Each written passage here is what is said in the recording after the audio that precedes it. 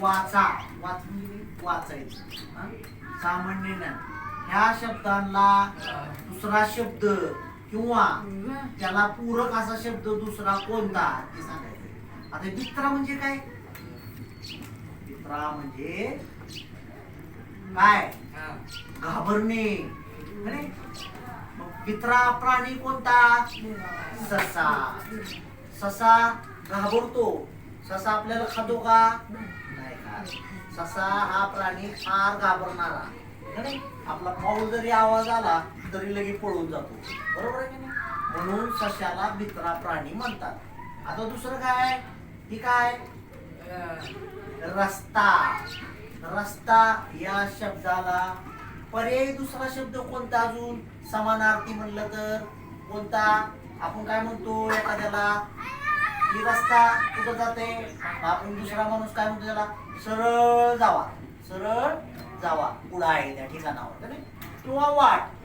एक ग्रामीण भागातला म्हणजे वाट. ह्या वाटानं जावा सरळ असं आपल्याला ग्रामीण भागातले लोक कोण पण म्हातारा माणूस वगैरे सांगतात. आता ही काय? उन्हाळा. उन्हाळ्यात ही काय? पिता. काय? शरबत. बरोबर आहे की? उन्हाळ्यात शरबत पितात. का पितात? छान आपल्या शरीरातला घामा वाटे पाणी जातं त्यामुळे आपण परत शरबत पितो आपल्या शरीरात ताकद राहण्यासाठी. बरोबर आहे? मग उन्हाळ्यात आपण शरबत पितो. आता ही काय? चौघडा.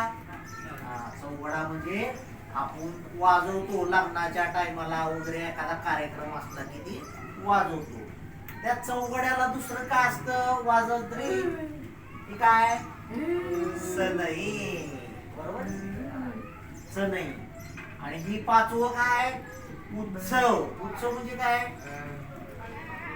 उत्सव म्हणजे आपण सण आपले साजरे करतो त्याला उत्सव म्हणतो. सण त्याला दुसरा शब्द समानार्थी कोणता?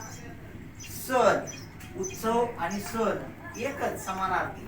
म्हणजे ह्याच्यातनं काय आपल्याला एकंदरीत एका शब्दाला दुसरा शब्द समानार्थी आपल्याला लक्षात आला. बरोबर आहे ना? उत्सव.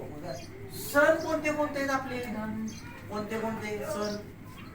हा हा गणपती. हा होळी. नागपंचमी. हा बैल पोळा. हा अजून